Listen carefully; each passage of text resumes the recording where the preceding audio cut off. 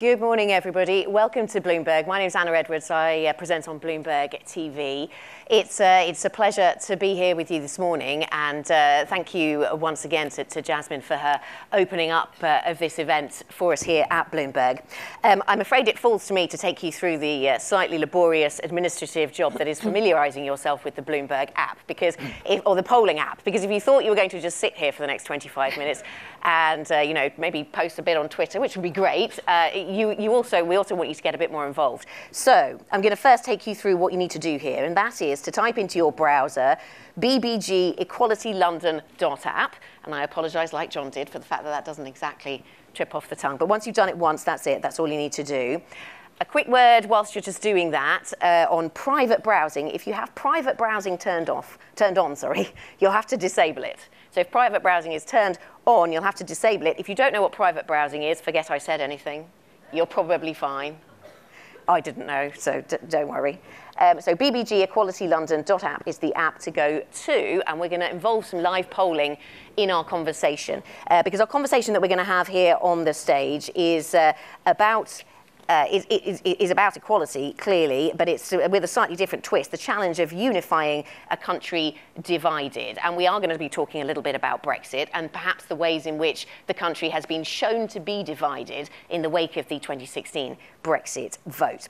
So I hope that you've managed to download the app. If you've got the app in front of you, you should see a part of it that says live polling. If you go to the live polling function, we're going to start with some live polling. And I'm pleased to say that we've got Gideon Skinner with us from Ipsos Mori on the panel, so he's going to be able to take us through some of the polling results that they've done that go along with what we're doing here. So the first question we're asking, and this is to get a sense of who we have here in the audience and whether our audience here mirrors broader British society or it doesn't. We will establish that.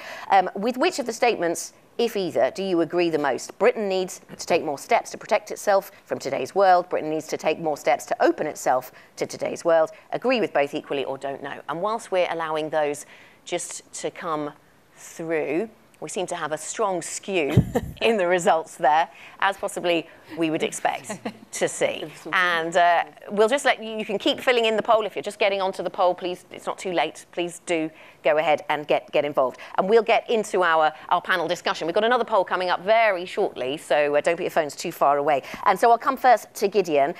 Gideon, thanks for joining us. So let me ask you to reflect on what we're seeing here.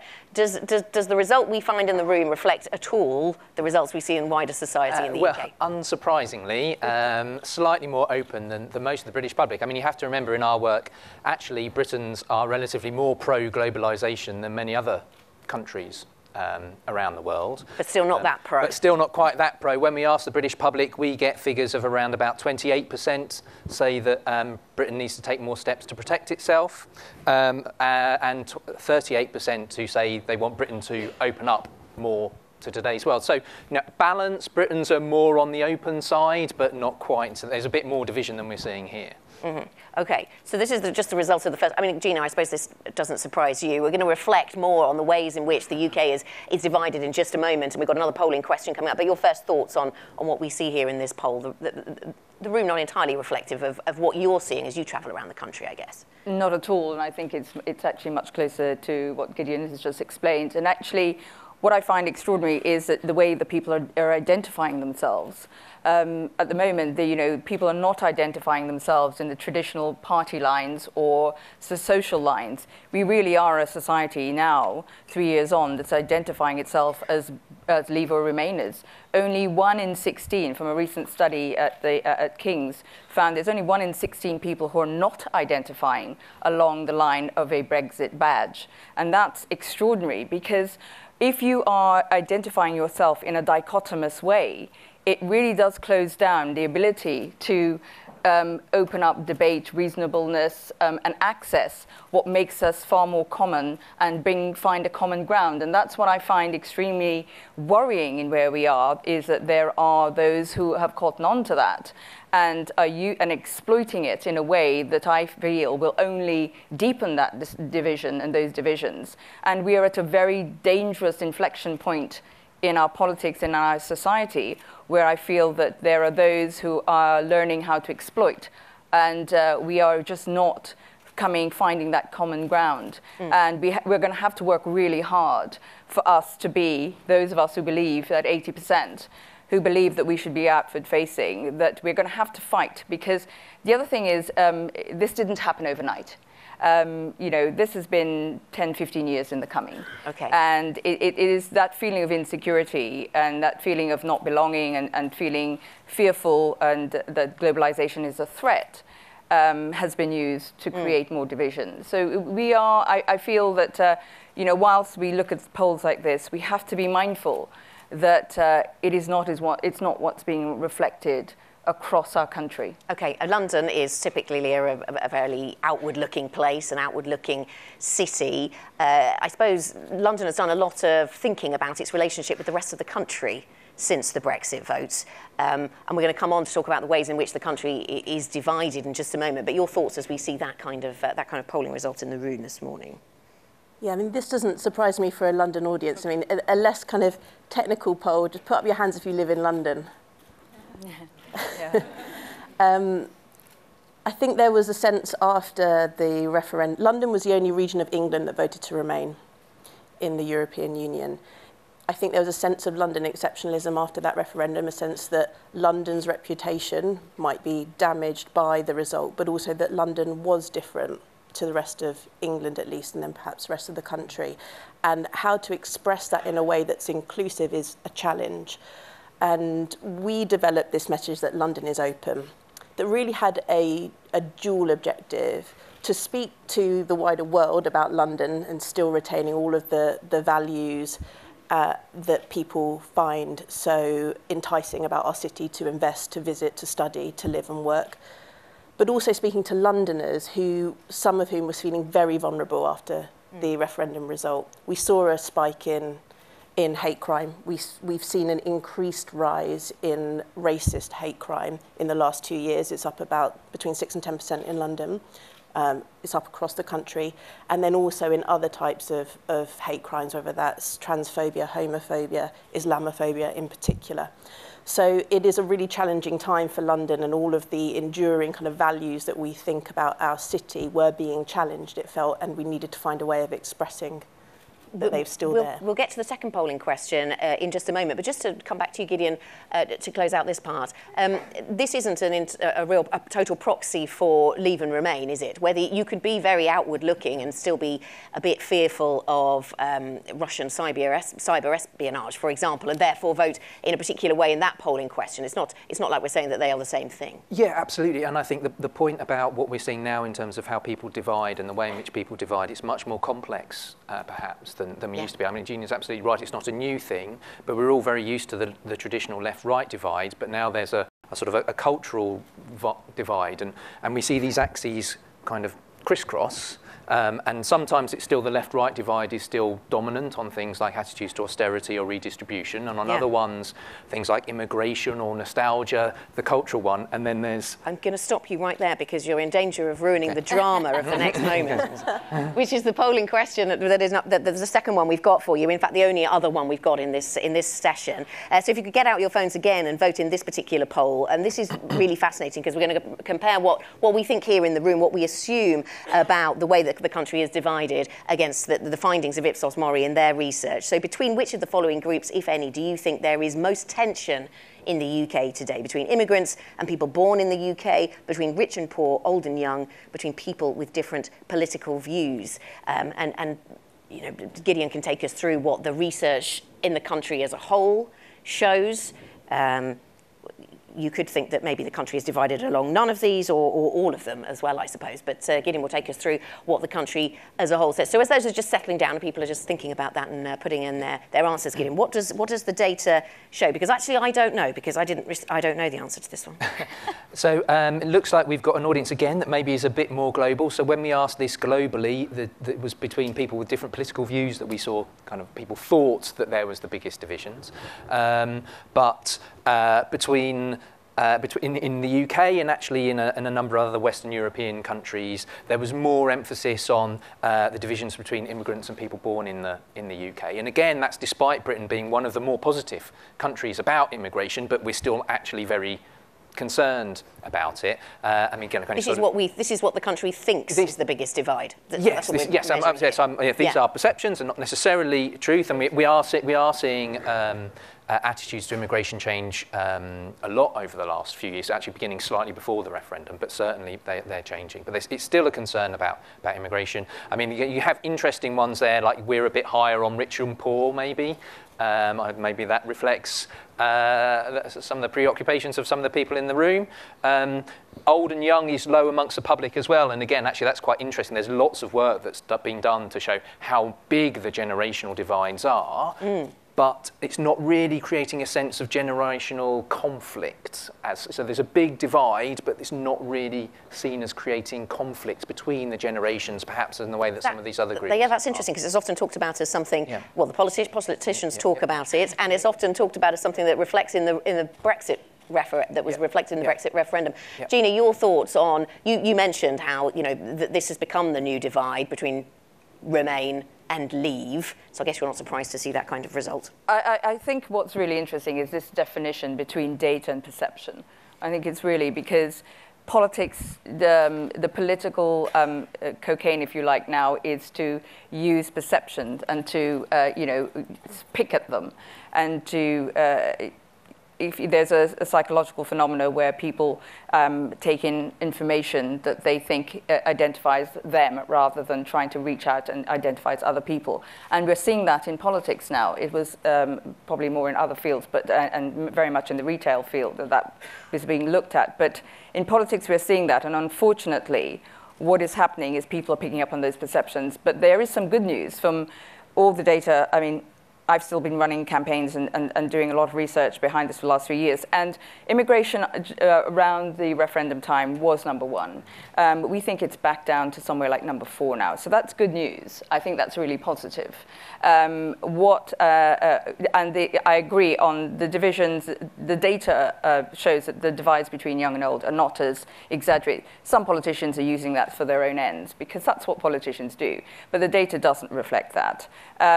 And this idea that only over sort of 65s vote one way it's not the case. But what I find really interesting is this idea that in London, the data we do on a regional basis. I do find it worrying that in London, we still don't get it. We still have not understood that when you travel down a street in Wales, when you go to Yorkshire, Humber, when you go and you listen to people, they see us as a different country. They don't actually identify with London, and we are not seen, one of the things that I say quite often to people is that at the moment, the whipping horse is the EU. When we leave, it will become London. It will become Westminster, because we will be the new bad boys. And in Westminster, in London, big business, experts, this whole idea of blaming other, and it is going to transfer because you then have to have a target for it. And Westminster has used that's what we're seeing happening. Yes, because you won't have that any longer. And Nia, how does that translate into the thinking that's going on, from a London perspective as to how it serves the rest of the country, how it connects, how it bridges divides with the rest of the country? London might like to say it's a city that's open to the rest of the world, but it's got to be open to the rest of the country as well. Absolutely. And I think that, just looking at this poll, I think what this shows actually is how integration in London actually operates. You're much more likely, I bet most people in this room at least are good friends with, if not married to, live with, sleep with someone from another country. The fact that that's fairly low, I think, is not surprising. That's not in the poll. It's not surprising at all. Most people here are very well integrated in certain ways, much less so in others. So the fact that the biggest divide is perceived to be between people of different political views isn't so surprising if you think about the amount of confirmation bias there is. You maybe follow the same types of people, journalists, whatever, on your social media channels. Your friends are likely to share the same political views as you broadly because they've probably got a similar educational background to you. Those are the kinds of ways that we integrate much more in London amongst different races, ethnicities, and even ages, much less so in terms of social economic backgrounds. And I think that feeds into this kind of divide between political... And Gina, you've been doing work in terms of that education divide. Yes. that means that sort of maps into the conversation around how the country is divided post the Brexit vote. I mean, going back to the theme of the conference on diversity, you know, we've spent so long concentrating on external diversity and on gender that actually we really need to start now looking at educational diversity and social mobility. These are things that are really not moving the dial. We're working really hard with corporates, and I work a lot. I mean, you know me for a particular case, but I've been a campaigner for 30 years now. And it is very difficult to get people to understand that lack of empathy, lack of putting yourself in somebody else's shoes, and not being aware of the unconscious biases that you might be operating under, both educationally and socially, means that you might be being discriminatory when you are not aware that you are. So we really do need to have to do a lot more work on what I call internal discrimination and mindset discrimination rather than just concentrating on external. So and just on the education is so important in this, I think, to close divides, be it in social divides, political divides, or just in corporates. I really, really think we need to start putting more emphasis on education because we need to start early. These unconscious biases are set in at a very early age. So we need to start thinking about education. Coming back, because we're talking about Brexit, I mean, who's ever had a lesson at school about the EU? I mean, we don't. Education is a tool that opens minds and hearts, and we need to get much more invested in education at a much younger age. Has Ipsos Mori been doing work on mobility through society around education? Because we start this conversation talking about the way the country is divided, and we come quite quickly to talking about social mobility in education. Yep, absolutely, and we see rising concerns about social mobility, for example. So people think it's less likely than they did back in sort of mid-2000s that there's social mobility in the country. We see the divides in our own work. The strong divides between people who have graduates and non-graduates. For example, you see that through a whole range of different views. You see. I talked about it's related but not exactly the same as the point about the young and old, but there is concern across all ages about the kind of particularly the economic prospects facing younger people. So we see all that. I mean, I think we have to be, this is related to the kind of the complexity point about understanding that we're not just treating everyone and putting them in under one hat. I mean, not all leavers are the same, not all remainers are the same, and that's because of these sort of different crossing. I mean, even in London, there was a large minority who voted to leave. It wasn't like it was 90-10 type. Yeah. So there are, and then people who are concerned about immigration in different ways. So sort of just not putting, purely seeing people through a single lens, I think is important. Yeah. And we see the long arm of the financial crisis still being reflected here, I suppose, also 10 years on. Yeah, absolutely. And I mean, again, it's not only economic issues, but they're certainly an important part of it. I mean, we've seen